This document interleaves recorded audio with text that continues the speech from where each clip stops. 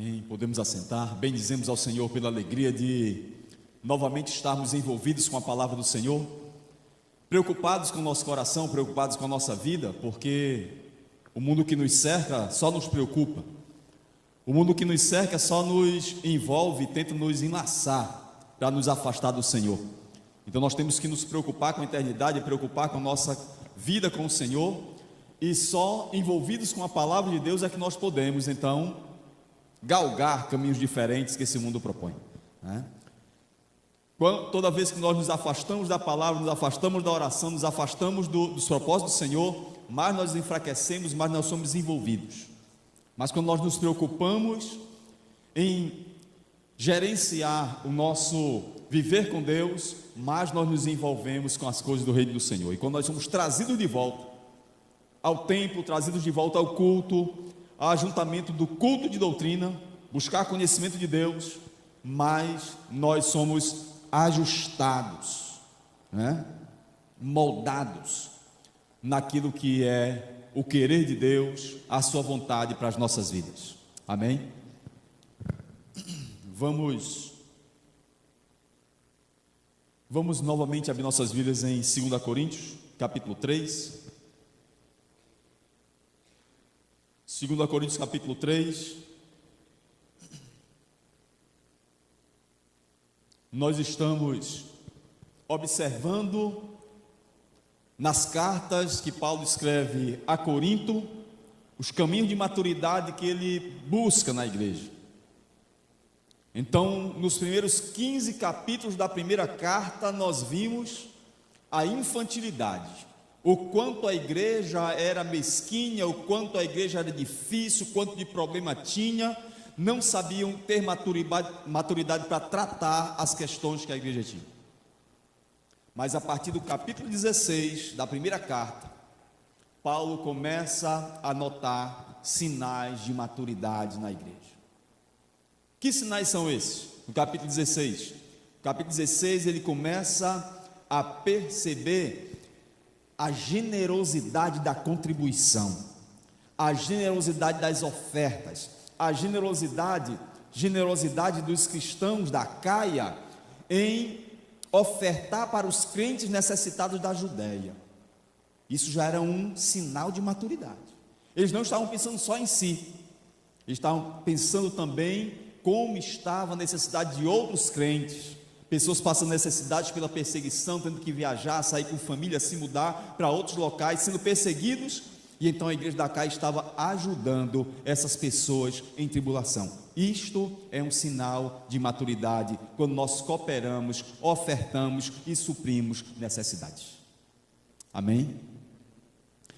Uma outra nuance de maturidade, já no capítulo 16, que Paulo destaca na igreja de Corinto, é que eles estavam auxiliando novas lideranças a surgirem na igreja, apoiando Timóteo, estava indo para lá, levar recomendações paulinas, e também aguardando Apolo, porque Apolo estava se demorando. Apolo disse: olha, eu não posso ir agora, eu só vou poder ir depois. E a igreja então aguardava tanto a Timóteo, recebeu Timóteo, e percebeu o quanto ele era novato, o quanto ele tinha pouca experiência, mas adotou, ouviu, recebeu, tratou bem, né? Então, quando você trata bem as novas lideranças que vão surgindo na obra do Senhor, você está dando sinais de maturidade no Evangelho, que está crescendo em Deus. Isso é um sinal muito importante. Outro sinal era a casa de Estéfanas, a igreja que se reunia na casa de Estéfanas. Era uma comunidade, era um grupo de pessoas, uma família, que ela se destacava no servir a Deus. Eles se doavam no serviço aos santos.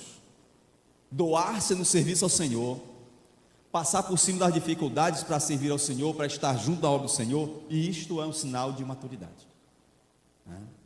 Não pensar só em si, não pensar só no seu conforto, sair de uma zona de conforto para crescer no Senhor. Isso no capítulo 16 já dão mostras, né, do quanto a igreja estava maturando, né? E fala também acerca de Fortunato e Acaico, que trouxeram refrigério ao espírito de Paulo e supriram as necessidades de Paulo. Então é importante, quando você tem um grupo de irmãos na igreja, que eles são um refrigério. Eles servem como refrigério, canais de refrigério na vida de outras pessoas. Eles não são uma encrenca. Eles não são aqueles que promovem as divisões, aqueles que promovem desconforto, aqueles que promovem as tretas na igreja. São aqueles que dão refrigério. Isso é importante. Quando você começa a perceber que pessoas param de dar problemas, param de criar casos, param de gerar crises e passam a ser conforto, refrigério, lugar de bonança, de crescimento, de progresso na fé. Amém? Então são os sinais de maturidade que Paulo já vê em Corinto a partir do capítulo 16. Capítulo 1, capítulo 2, capítulo 1 e 2 que nós vimos, você percebe também os sinais da maturidade da igreja. Quando Paulo fala acerca da crise que foi resolvida por conta de um pecado lá, uma crise que foi trabalhada, Tito se demora, não consegue trazer a resposta, mas quando chega a Troade, com essa resposta, viu que a igreja tratou do caso, a igreja já chora com saudade de Paulo, entende que ele precisou tratar, reconhece o trabalho apostólico dele, então a igreja vai crescendo na experiência com o Senhor. Vimos que também no capítulo 2, que a igreja sempre é conduzida em triunfo, porque ela cresce em maturidade do Senhor. Então, quando ela vai crescendo, ela vai avançando, ela sempre vai vencendo, vai andando em triunfo diante de Deus. Como é que ela permanece em triunfo? Quando ela manifesta a fragrância do conhecimento do Senhor, quando ela é o bom perfume de Cristo na sociedade, anunciando a grandeza do reino de Deus, e quando ela não negocia a palavra, quando ela não prega a palavra para ter lucro, mas ela prega a palavra para gerar transformação na vida das pessoas. Isso nós vimos quarta-feira passada, né? Ela manifesta a fragrância do conhecimento de Deus, servindo ao Senhor, sendo uma bênção para a sociedade. Quando ela testemunha, quando ela exala o bom perfume de Cristo, e ela é o bom perfume naqueles que são salvos e naqueles que se perdem.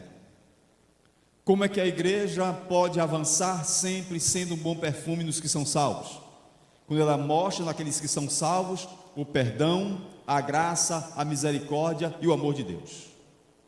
E como é que a igreja perfuma o mundo e demonstra a fragrância de Cristo no mundo, naqueles que se perdem?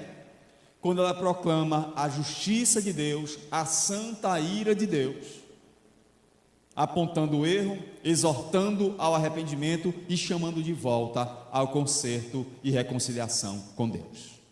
Quando ela proclama arrependimento, exorta ao conserto naqueles que se perdem, ela glorifica ao Senhor. E quando ela salva, e quando naqueles que são salvos, o bom perfume de Cristo também é exalado. Amém? Então, nós vimos isto na quarta-feira passada, né? Quando você não mercadeja, Paulo diz assim: nós não estamos como muitos mercadejando a palavra de Deus. Eles fazem, nós não fazemos. Ah, mas eles estão fazendo isso, eles estão enchendo igreja. Eles estão fazendo, nós não fazemos. Nós não estamos como eles, muitos, mercadejando a palavra de Deus, fazendo negócio com a palavra de Deus. Eles fazem, nós não fazemos. Mas pastor, por que é que nós não fazemos? Por que nós não pregamos esse evangelho da prosperidade que é tão pregado aí? Porque o evangelho da prosperidade é muito pobre. O evangelho da prosperidade, ele é tão pobre que ele só prega as coisas daqui. O evangelho da prosperidade, essa doutrina da prosperidade, ela é tão mesquinha, ela é tão pobre, que ela só chama você para ter as coisas daqui. Então Deus, ele será seu Deus se ele lhe encher das coisas daqui. Aí Ele vai lhe dar carro, vai lhe dar casa, vai lhe dar riqueza, vai lhe dar prosperidade, grandes negócios, você vai ser tudo aqui.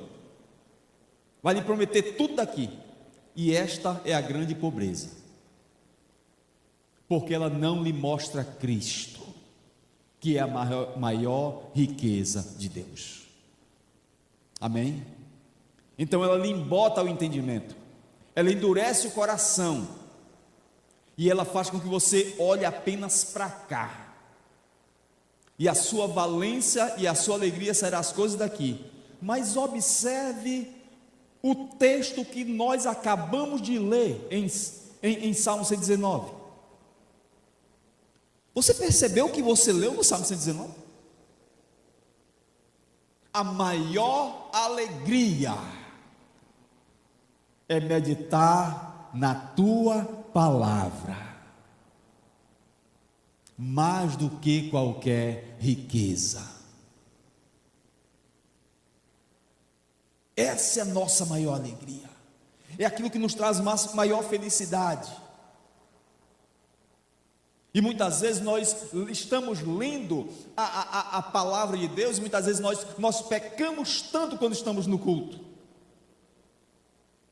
porque nós fazemos uma leitura dentro da liturgia, e parece que a leitura foi apenas colocada ali para preencher um espaço litúrgico. Não!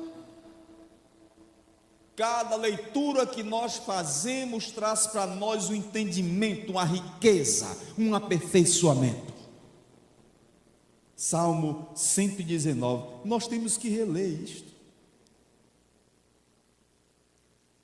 porque é maravilhoso demais.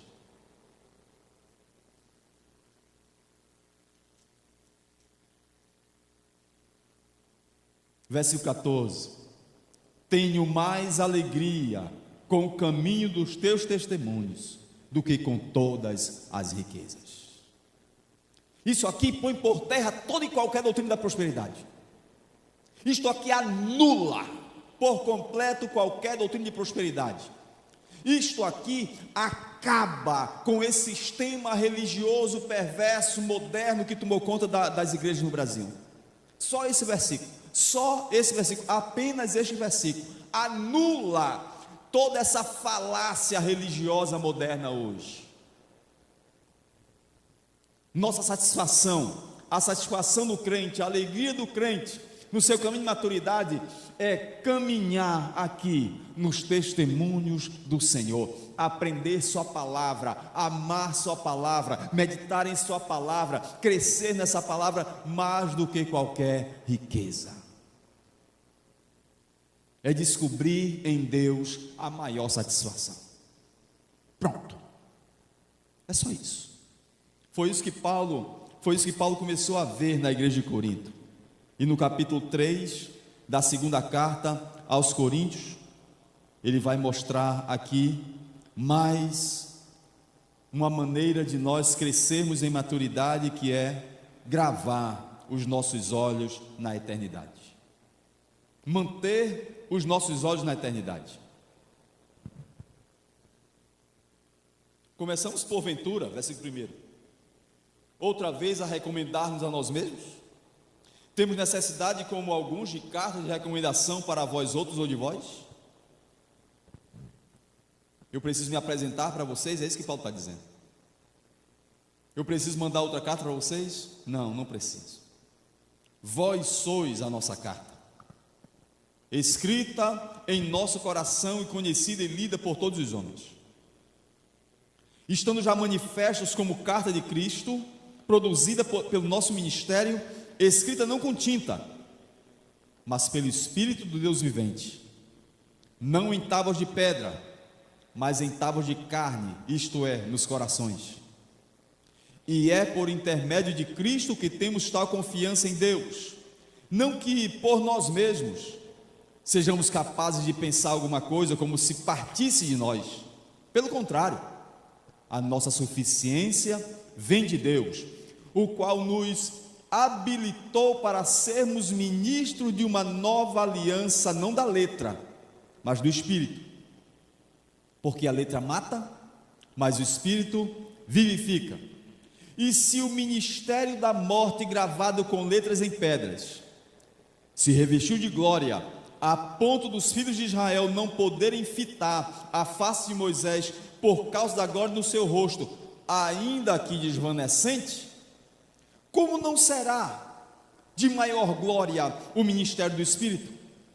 Porque se o ministério da condenação foi glória, em muito maior proporção será glorioso o ministério da justiça. Porque, na verdade, o que outrora foi glorificado nesse respeito, já não resplandece diante da atual sobreexcelente glória. Porque, se o que se desvanecia teve sua glória, muito mais glória tem o que é eterno. Tendo posto tal esperança, servimos-nos de muita ousadia no falar, e não somos como Moisés, que punha véu sobre a face, para que os filhos de Israel não atentassem na terminação que se desvanecia. Mas os sentidos deles se embotaram, pois até o dia de hoje, quando fazem a leitura da antiga aliança, o mesmo véu permanece, não lhes sendo revelado que em Cristo é removido. Mas até hoje, quando é lido Moisés, o véu está posto sobre o coração deles. Quando, porém, algum deles se converte ao Senhor, o véu é retirado. Ora, o Senhor é Espírito, e onde está o Espírito do Senhor, aí a liberdade. E todos nós, com o rosto desvendado, contemplando como por espelho a glória do Senhor, somos transformados de glória em glória na sua própria imagem, pelo Senhor, o Espírito. Amém. Então nós somos chamados nesta noite a entender que um outro grau de crescimento em maturidade é manter os nossos olhos naquilo que é eterno, naquilo que permanece, naquilo que não se esvai. A glória desse mundo se esvai, e quem busca essa glória vai ficar pelo caminho. A riqueza que esse mundo propõe se esvai, a fama, a notoriedade que esse mundo propõe vai se esvair, vai se desfazer, e quem ficar nisso vai dançar. Paulo diz: nós temos que avançar, irmãos, nós temos que progredir. Não tem mais que ficar olhando para Moisés, não tem mais que ficar olhando para tábuas de pedra, não tem que ficar mais olhando para a lei. Ela é gloriosa? É. Ela é boa? É. Ela é fundamental? Perfeita. Ela é gloriosa, vem de Deus? Perfeita. E ela cumpriu o papel dela. E qual o papel da lei? Nos apresentar Cristo. Depois que ela nos apresenta Cristo, ela cumpre o papel dela, e ela então cede terreno, ela cede o seu lugar, e uma nova aliança é colocada em nosso coração. Amém? Uma nova aliança é feita. É isso que Paulo está chamando a atenção da igreja. Grave os seus olhos na eternidade, mantenha os seus olhos naquilo que é permanente. O mundo vai lhe chamar para olhar para cá, para querer as coisas daqui. O Evangelho lhe chama para buscar ao Senhor, manter os seus olhos na eternidade. O seu foco é agradar a Deus, não a esse mundo. O seu foco é perceber o que Deus pensa acerca de você, qual o ministério que Ele lhe reserva. Não a notoriedade desse mundo, não o reconhecimento desse mundo, porque tudo isso vai passar. Ele lhe enreda, ele lhe envolve, ele lhe seduz, ele lhe levanta, ele lhe promove, ele lhe faz crescer, e depois ele tira seu chão e ele faz você cair, e lhe envergonha, como está fazendo hoje com muitos líderes no Brasil, líderes de igreja, outrora famosos pela sua palavra, outrora famosos pelos seus programas de rádio, seus programas de televisão, suas mensagens, suas posturas, e hoje desmoralizados, desmoralizados, porque é isso que o sistema faz. Ele lhe dá corda, ele lhe promove, ele coloca lá em cima, depois ele dá uma rasteira e deixa você comendo lama, envergonhado. É isso que o sistema faz. Puxa o tapete, isso mesmo, puxa o tapete. E a gente precisa estar atento, manter os nossos olhos gravados em Deus, gravados na eternidade que permanece. É isso que Paulo chama a atenção da igreja. Não entre na jogadinha desse mundo, não entre nisso. É isso que Paulo está dizendo. Estão chamando vocês para voltar à lei, estão chamando vocês para guardar o sábado, estão chamando você para guardar o domingo, estão chamando você para guardar esse dia, essa festa. Não entre por esse caminho, não entre nessa jogadinha, você vai dançar. Não vá para isso. É isso que Paulo está dizendo. Ele utiliza aqui esses exemplos gloriosos. Primeiro, de fragrância, de perfume, nos salvos e nos perdidos. Depois ele usa aqui no capítulo 3 a figura de uma carta, o recurso de uma carta, uma mensagem. Não mais em pedra, que só corrigia, que só apontava o pecado, mas agora nos corações, para gerar transformação. Mas pastor, quem vai fazer isso? Versículo 4. É por intermédio de Cristo. Paulo diz assim: irmãos, isto vai acontecer por intermédio de Cristo, não é pela lei, não é mais com a lei gravada em pedras. Não volte ao judaísmo, não volte à lei, não volte a Moisés, avance, olhe para a eternidade. Não é mais gravado em pedras, não, é por intermédio de Cristo. É por intermédio de Cristo que nós temos tal confiança em Deus. Se não é por Moisés, então é por mim. Versículo 5: nem por nós, como se nós tivéssemos essa ideia, ou essa capacidade de pensar essas coisas, como se partisse de nós. Pelo contrário, nem é com a pedra de Moisés, não é pela maná de Moisés, não, nada disso, nem por nós, é por Cristo. Nós conhecemos a Cristo e Ele instaura uma nova aliança, um novo conhecimento de Deus, uma nova relação com Deus. A nossa suficiência vem de Deus, amém? Pelo contrário, a nossa suficiência vem de Deus. Pastor, então para que serve essa nova aliança? Versículo 6: se só vem de Cristo, não vem de nós, não vem de Moisés, e ela confronta o nosso pecado, mas ela não nos muda, então para que serve essa lei? Para nos habilitar a sermos ministros de uma nova aliança.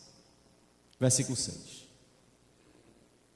Cristo, com essa nova aliança, nos capacita a nos tornar ministros, representantes dessa nova aliança, não da letra, mas do Espírito, porque a letra mata, mas o Espírito vivifica. Observe que Paulo está dizendo aqui que não é a palavra que mata, é a letra.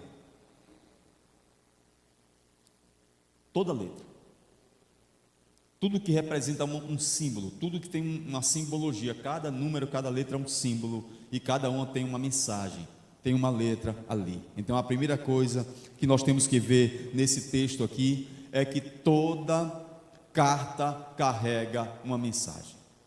E se nós somos essa carta conhecida e manifesta aqui, lida por todos os homens, se a igreja é essa carta lida por todos os homens, essa carta tem uma mensagem, a igreja tem uma mensagem.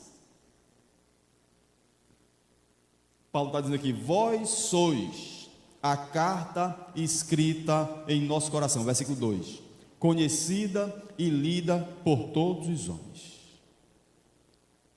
Versículo 3: escrita não com tinta, mas pelo Espírito do Deus vivente. A igreja é essa carta que o mundo lê, não escrita com tinta, mas escrita pelo Deus vivente, não em tábuas de pedra, mas em nossos corações. Amém?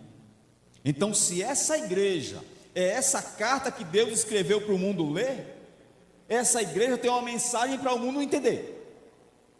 Amém?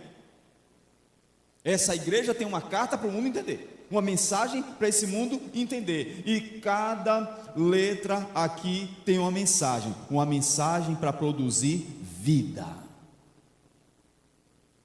É o ministério do Espírito da nova aliança, do qual nós somos ministros, para produzir vida. Não é pela letra da lei, é pelo Espírito, porque o Espírito é quem produz vida. A igreja precisa anunciar uma nova vida gerada pelo Espírito de Deus, e não pela letra. Amém? É isso que Paulo está dizendo.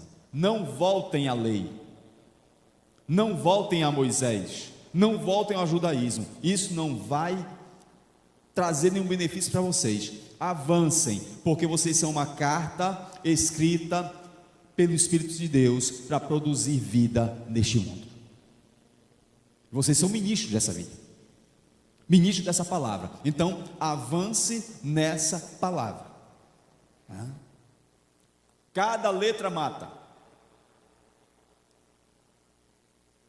A letra das músicas, a letra dos filmes, dos jornais, no WhatsApp. O quanto o WhatsApp tem matado pessoas, o quanto a rede social tem matado pessoas.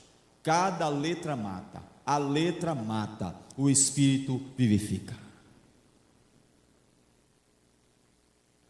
Tudo que é gerado pelo Espírito produz vida, mas cada letra tem uma mensagem. Então tudo que aponta aqui para a terra mata, e tudo aquilo que não aponta para a eternidade produz vida. Amém? Então o evangelho que nós pregamos, o evangelho que a igreja prega, carrega o bom perfume de Cristo para trazer vida. Só o trabalho do Espírito Santo pode fazer isso. Não é um trabalho de Moisés, nem de nós mesmos. Só o trabalho do Espírito vivifica. Você lembra do capítulo 37 do profeta Ezequiel? Capítulo 37 do profeta Ezequiel fala acerca de uma visão que o profeta tem de um vale de ossos secos, um cenário de guerra, aonde havia uma campina, onde tinha havido uma batalha, e nessa campina havia um vale, onde a batalha tinha se dado ali, estava cheio de ossos secos.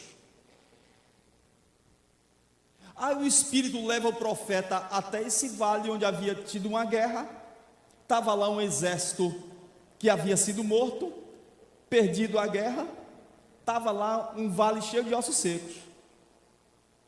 E Deus pergunta para o profeta Ezequiel: Ezequiel, podem esses ossos reviver? Aí Ezequiel olhou para aquele vale de ossos secos e disse: Senhor, eu não sei, tu sabes. Aí Deus disse: Ezequiel, profetiza para esses ossos, profetiza ao Espírito, pede ao Espírito. Aí o profeta Ezequiel diz assim: então profetizei ao Espírito e clamei ao Espírito por vida sobre os ossos, e então eles começaram a se mexer, osso se juntando a cada osso. Quando ele profetizou pelo Espírito, quando ele clamou pelo Espírito, o Espírito da vida começou a vir, e já havia tendões, e já havia veias, e já havia vasos, mas estavam ali inertes. Profetiza ao Espírito, Ezequiel. E ele profetizou, então o Espírito entrou neles e eles se colocaram de pé. E Deus disse: Ezequiel, eu vou fazer assim com a casa de Israel, eu vou fazer assim com o meu povo, o meu Espírito vai entrar neles, e eles se tornarão vivos de novo, e eles se colocarão de pé. Então a nova vida pelo Espírito é para nos trazer da morte para a vida, e nos fazer povo de Deus, prontos para essa grande batalha. Mas só quem produz vida é o Espírito. A letra mata, mas o Espírito produz vida. Amém? É isso que Paulo está resgatando aqui na mentalidade da igreja do Corinto, é clamar pelo Espírito de Deus. Então, uma igreja amadurecida, que é uma carta dirigida ao mundo, que tem uma mensagem para o mundo, no versículo 12, Paulo diz assim no capítulo 3, 12, ele diz assim: nós então nos servimos de muita ousadia no falar, porque não depende de nós, depende de Cristo. Isso depende do Espírito, então nós vamos ter ousadia na pregação, nós vamos ter ousadia em proclamar o Senhor, porque não depende de nós, não depende da lei, não depende de Moisés, depende de Cristo, e é feita pelo Espírito, então nós vamos ter ousadia no nosso falar. Versículo 12 aqui: tendo pois tal esperança, servimos-nos de muita ousadia no falar, porque essa proclamação, essa mensagem que a igreja é uma carta dirigida aos homens, lida pelos homens, tem uma mensagem pelo Espírito de Deus para produzir vida, que não depende de Moisés, não depende da lei, não depende do judaísmo, depende de Cristo, e é feita pelo Espírito, e a igreja então tem ousadia na sua proclamação. Então, uma igreja madura, ela precisa pregar o Evangelho, anunciar o Evangelho, ousadia no falar. Por quê? Porque o passado ficou para trás, a lei ficou para trás, a lei cumpriu o papel dela. Eu quero convidar você para Jeremias capítulo 31. Jeremias capítulo 31.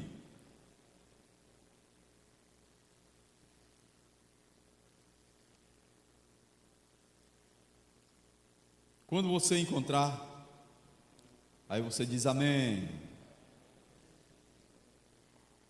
Jeremias 31, a partir do versículo 31.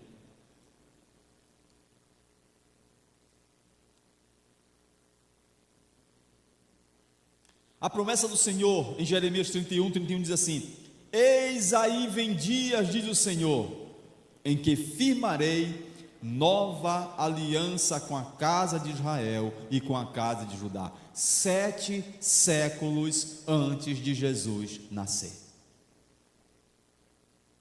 7 séculos antes de Cristo nascer, essa palavra foi dada a Jeremias. Em Cristo ela se cumpre. Não conforme, versículo 32, não conforme a aliança que eu fiz com seus pais. Não é mais no mesmo modelo de Moisés, não é mais no mesmo modelo da lei, não é mais no Sinai, não é mais escrito em pedras, é uma nova aliança. Eu vou fazer uma nova aliança. Porquanto eles anularam a minha aliança, não obstante eu os haver desposado, diz o Senhor. Porque a aliança que eu firmarei com a casa de Israel, depois daqueles dias, diz o Senhor, na mente lhes imprimirei as minhas leis, também no coração lhes escreverei, eu serei o seu Deus, e eles serão o meu povo. Deus não está dando uma opção para eles, não. Ele está dizendo, eu vou fazer. Quer eles queiram, quer não, quer eles entendam, quer não, eu vou salvar eles, eu vou fazer uma aliança com eles, eu vou ser o Deus deles, eles vão ser o meu povo, eu vou fazer isto. É isso que ele está propondo, e isso aqui se cumpriu na pessoa bendita de Jesus Cristo. Cumpriu-se plenamente em Cristo aqui, uma promessa eterna e uma promessa transformadora. Perceba, ele diz que essa nova aliança vai fazer com que essas pessoas reconheçam Ele como Deus e se reconheçam como o povo de Deus. No versículo 34 ele diz assim: a maior evidência é que eu vou perdoar a iniquidade deles, eu já não vou me lembrar dos pecados deles. Esta é a aliança que eu faço com eles. É uma aliança eterna, é uma aliança que perdoa. A lei de Moisés apontava o pecado, a lei de Moisés mostrava a nossa iniquidade, a lei de Moisés mostrava a nossa incapacidade. A lei de Moisés mostrava que nós éramos impróprios, imperfeitos, nos aprisionava, mostrava o castigo, mas não gerava transformação, não gerava mudança. Mas essa nova aliança produz perdão e produz em nossa vida uma absolvição de Deus. Eu já não lembrarei do pecado deles, eu vou perdoar a iniquidade deles. É diferente da do Sinai, é diferente da de Moisés, porque enquanto havia lei, havia pena, havia punição, havia prisão, tudo isso era maravilhoso, porque vinha de Deus, mas não gerava mudança, não gerava transformação, não justificava. Quando Cristo vem com a nova aliança, gera perdão, justificação, santificação, glorificação e uma nova vida gerada na pessoa bendita de Jesus Cristo. Amém? Então, o passado fica para trás. A igreja se torna o ministério dessa nova aliança, de gerar nova vida em todo aquele que crê e ouve o Evangelho. Deus faz isso maravilhosamente pelo Espírito Santo, através da Escritura, transformando vidas, através da igreja, anunciando o Evangelho. Porque a igreja é essa carta nova, com a mensagem poderosa para que o mundo leia, para que o mundo entenda, e essa proclamação, essa mensagem é pelo Espírito na pessoa de Jesus Cristo, para gerar transformação. Não é só para apontar erro, é para mostrar o caminho da nova vida em Cristo. Amém? O passado fica para trás, porque se alguém está em Cristo, nova criatura é. Ele faz isso maravilhosamente. Mas pastor, pelo amor de Deus, mas como é que nós vamos proclamar isso? Simples, olhando para a Escritura. Olhando para a Escritura. Noé bebia muito. Abraão era um estrangeiro. Moisés não falava bem. Sansão, um cabeludo, que gostava das festas com as prostitutas de Gaza, dar maior valor. Elias era depressivo. Davi, um adúltero, terrível. Pedro, um negador. Zaqueu, um corrupto. Marta, uma imediatista, uma perfeccionista. A samaritana não parava com o homem. Ela tinha tido 5 relacionamentos e o que estava morando não era marido dela. Maria Madalena, não precisa nem falar, mas Deus usou cada um deles, e Deus sepultou o passado de cada um deles, e Deus usou a vida de cada um deles, porque Ele coloca o passado para trás, Ele perdoa as iniquidades. É essa nova aliança que Ele diz que vai fazer e que Ele fez. Essa nova aliança pelo Espírito eu vou fazer com vocês, eu já não me lembrarei, isso vai ficar no passado. Então, o sinal de uma igreja que avança, que amadurece no Senhor, é quando o passado fica no passado. O problema de muito crente, meu irmão, é porque ele fica com a sua cabeça e a sua mente no passado, e ele diz assim: não, Deus não vai conseguir me perdoar, eu não tenho jeito, porque eu já fiz isso, eu já fiz aquilo, e ele acha que é por ele. Paulo diz: não é por nós não temos capacidade disso, é por Cristo, não é pela lei, pelo cumprimento da lei, é pelo Espírito Santo. Paulo vem resgatando isso para que eles tirem esse foco da vida aqui e coloquem o seu olhar, o seu foco na eternidade. E muitos crentes deixam de colher novos frutos na caminhada, novos frutos na vivência com o Senhor, e passam anos e anos e anos e anos sem demonstrar nenhuma mudança de coração, de atitude, coisa nenhuma. Por quê? Porque vive com o olhar no passado. não tem uma novidade de vida, um novo fruto na vida. É sempre a mesma conversa, é sempre o mesmo pensamento, é só a mesma ideia, tudo a mesma coisa. Não avança. Por que não avança? Porque não deixa o passado para trás. Um sinal de maturidade é quando o passado fica no passado, porque esta é a mensagem que a igreja do Senhor tem para que o mundo leia: Deus pode mudar a sua história. Deus pode fazer algo novo nas nossas vidas. Esta é a mensagem do mundo. E nós somos ministros desta nova aliança que o Senhor nos deu. Então tira o foco daqui e põe o seu foco na eternidade. Olhe para Cristo, olhe para Cristo, olhe para Cristo. Ele pode fazer, Ele pode mudar, Ele pode transformar, Ele pode gerar uma nova história na nossa vida. Amém?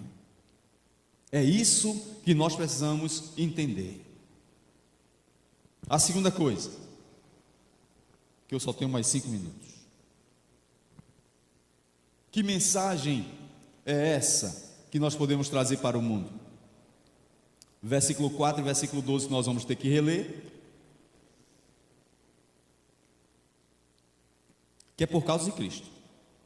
É Cristo quem pode realizar. É por intermédio de Cristo. Então, todas as vezes que você vê um púlpito sendo ocupado, que ele é ocupado por pregações que exaltam o ser humano,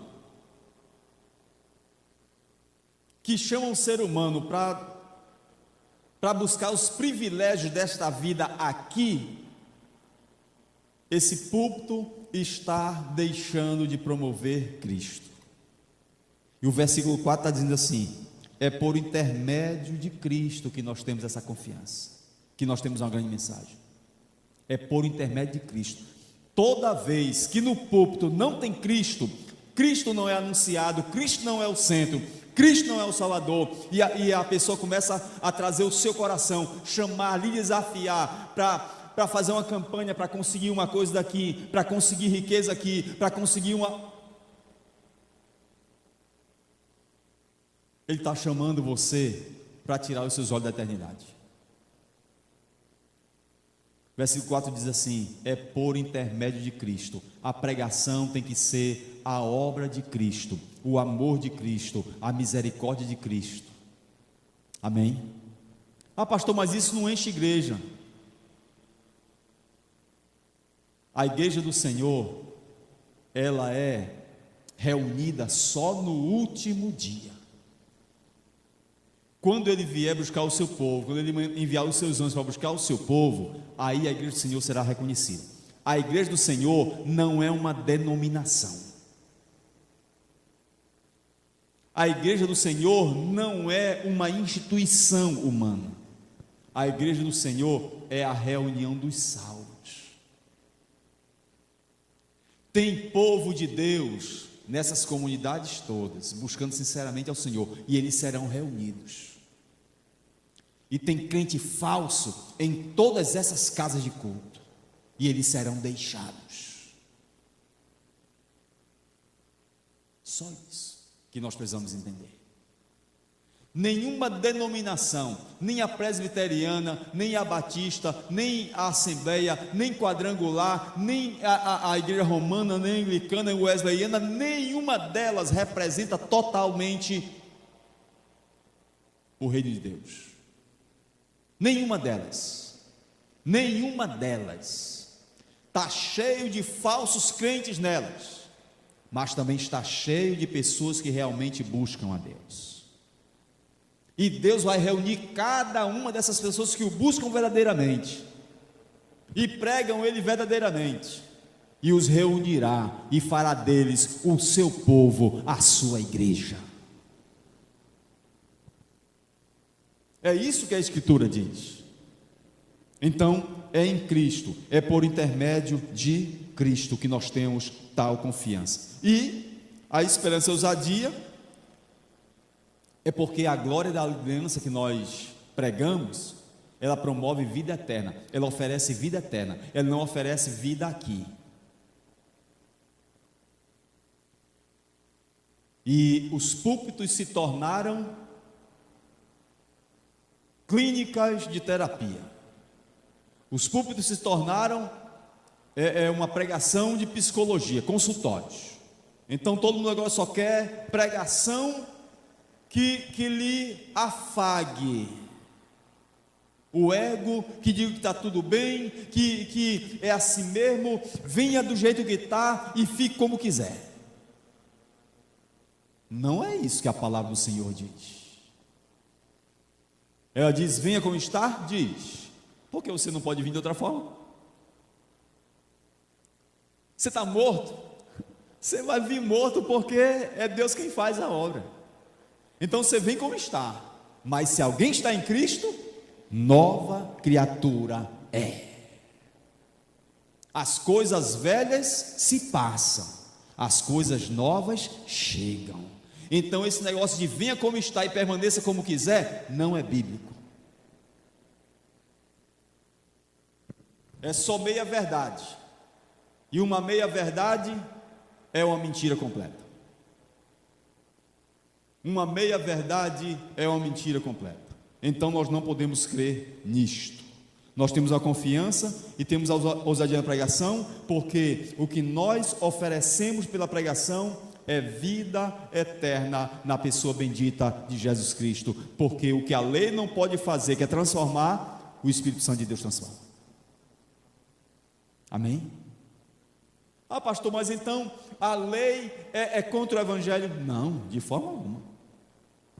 A lei, ela diz que é para exortar, que é para corrigir, que é apontar o culpado, que é para mostrar a justiça de Deus, e o Evangelho faz tudo isso também. O Evangelho não contradiz a lei, e nem a lei contradiz o Evangelho. Eles se complementam. Só que a nova aliança é mais excelente. Só que a nova aliança em Cristo é permanente. Só que a nova aliança em Cristo tem mais glória, e a glória não desvanece, porque é em Cristo, porque Ele é o Cordeiro eterno, é a oferta gloriosa para a nossa salvação, que lança para nós um caminho da eternidade, que nos reconcilia com Deus. Então a glória é maior. Moisés veio, fez o seu trabalho, foi chamado por Deus, realizou a sua obra, mas ficou aqui, ficou pelo caminho. Cristo não, veio da eternidade, deixou o seu trono de glória, assumiu a nossa feição, assumiu a nossa condição, realizou um glorioso sacrifício pela nossa vida, foi ressuscitado, foi recebido nos céus, um nome acima de todo nome, está assentado à destra de Deus, glorioso Senhor, Rei dos reis, Senhor dos senhores, Senhor da história. A nova aliança, ela é gloriosa, ela é eterna, ela é permanente, e quem está em Cristo tem essa garantia, quem está com Moisés não tem. Então a segunda coisa que nós temos que entender é que essa nova mensagem que nós temos para trazer para o mundo é que não é uma mensagem para retornar à lei, e nós temos que entender isso aqui. Paulo diz que a lei de Moisés era o ministério da morte, versículo 7. 2 Coríntios, capítulo 3, versículo 7. Paulo diz: se o ministério da morte gravado com letras em pedras, ministério de morte, ministério de condenação, ministério de apontar erro, isto era o papel da lei. E ela cumpriu muito bem o seu papel, porque ela é santa, justa e gloriosa. Ela fez o seu trabalho, e trabalho glorioso da lei. Cumpriu cabalmente a sua tarefa. E ela se revestiu de glória. E como foi que ela fez? Brilhou tanto a glória de Deus, porque foi Deus quem escreveu. E a glória era tanta no Sinai que a glória de Deus grudou na face de Moisés. Mas qual foi o resultado disto? O povo não conseguia fitar Moisés. Aí Moisés teve que fazer o quê? Colocar um véu, uma cortina aqui na face. Cristo vem, e a glória de Deus está nele, e ele também está revestido de glória, com sinais como o Filho de Deus, e as pessoas começam a fitar ele, e são salvos, e se aproximam dele. Enquanto a lei brilhava em Moisés, mas as pessoas não conseguiam fitar Moisés, quando as pessoas contemplam Cristo, elas são atraídas para Cristo. Percebe como é mais glorioso? Lá no Sinai as pessoas diziam: Moisés, sobe tu, vai lá, conversa com ele tu, nós vamos ficar aqui. Com Jesus não. Com Jesus, Zaqueu sobe na árvore para ver ele, para enxergar ele, para fitar ele, para buscar ele, para ser atraído por ele. Agora em Cristo é maior. A Madalena invade uma festa onde ela não é convidada e derrama um nardo puro aos seus pés, beijando os seus pés, atraída pelo seu amor. A samaritana, ela volta para ser missionária e volta para a cidade, vai pregar o evangelho dizendo: achei o Messias, achei o Messias, achei o Messias. Atraída pela misericórdia e pelo perdão de Deus. A mulher com fluxo de sangue enfrenta tudo para tocar na orla do seu manto, atraída pelo seu poder, atraída pelo seu grande amor, e vai buscar a cura nele. Enquanto a lei de Moisés afastava, a glória em Cristo atrai. Enquanto a lei de Moisés gerava distanciamento, as pessoas são atraídas ao amor de Deus na pessoa de Jesus Cristo e encontram nele refúgio, misericórdia e perdão. É isso que Paulo está dizendo, irmãos: não voltem ao judaísmo, não voltem a Moisés, parem com isso. Aí você tem um cenário religioso hoje no Brasil terrível, um caminho de infantilização dos crentes, aí um pensamento perverso, terrível. Carlos, dá uma alegria, Carlos.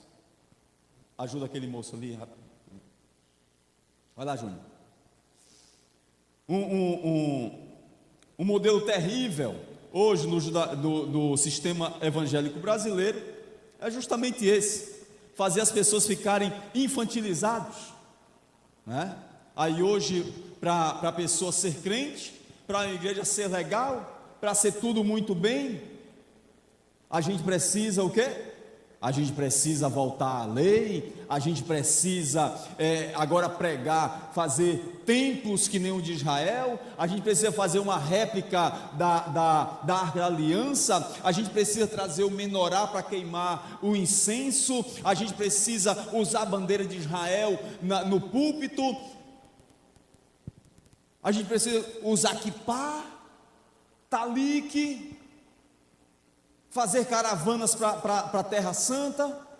É essa mentalidade, é esse tipo de infantilização que tornou-se uma prática da igreja no Brasil hoje. Aí parece que para ser mais crente, para ser mais santo, para ser mais poderoso, a igreja precisa voltar a fazer as coisas de Israel. Não. Batizar no Jordão, isso, tem que ir se batizar no Jordão, não serve mais se batizar na igreja, vai se batizar no Jordão. O que é isso, irmãos? Isso é ser maduro? Não. Isto é se tornar criança, isto é infantilidade. Nós não podemos cair nisso.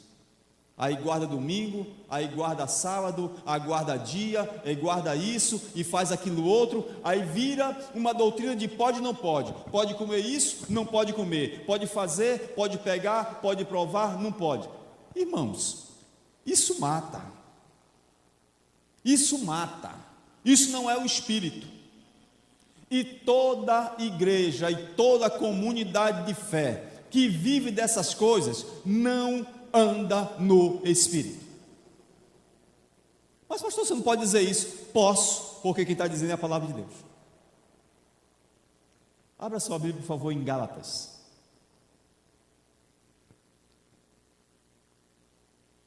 Abra sua Bíblia em Gálatas, capítulo 3, por favor, para nós terminarmos. Gálatas, capítulo 3. Sabe por que eu posso dizer? Porque quem diz é a palavra do Senhor, eu só estou lendo. Gálatas capítulo 3, procure os versículos 23. Gálatas 3, versículo 23. Mas, antes que viesse a lei, estávamos sob a tutela da lei e nela encarcerados. Para essa fé que no futuro haveria de revelar-se. Observe isso.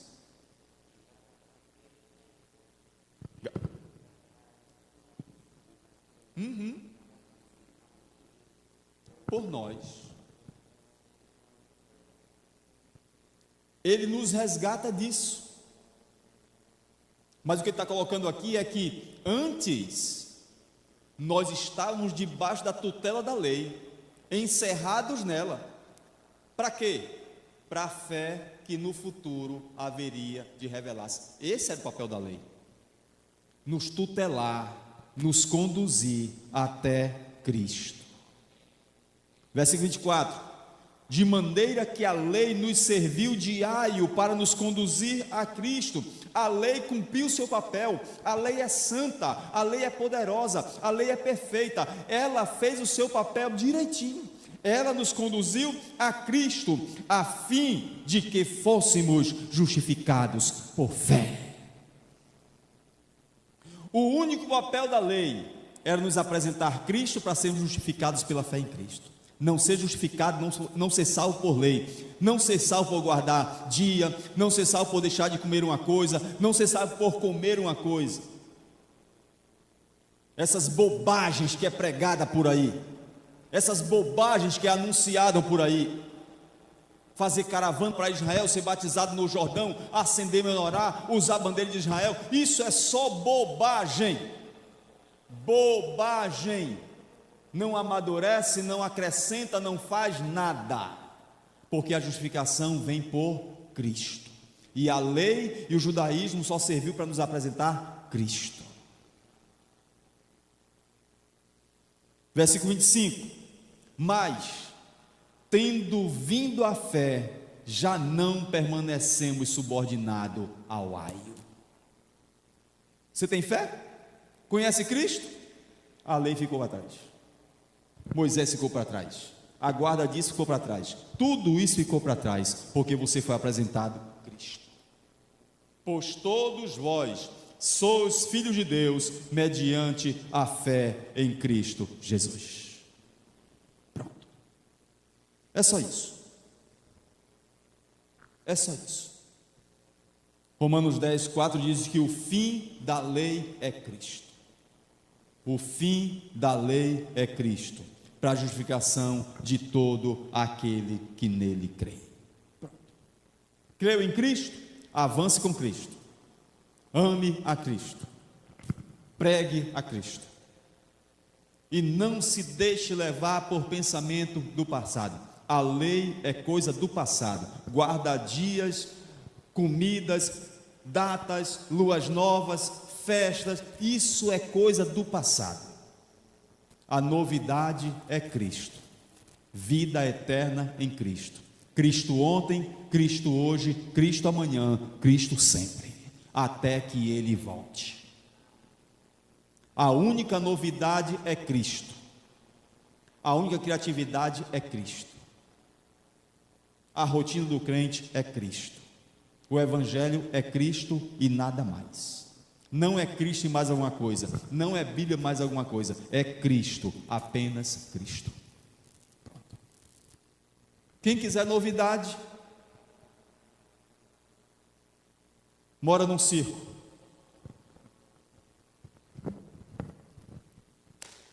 Evangelho é vida com Deus, e não tem outra mensagem, esta é a única mensagem. Que o Senhor nos abençoe, porque a glória dele e o evangelho dele não desvanece. A glória no rosto de Moisés estava se acabando, mas a glória em Cristo nunca se acabará. Então os nossos olhos precisam estar na eternidade.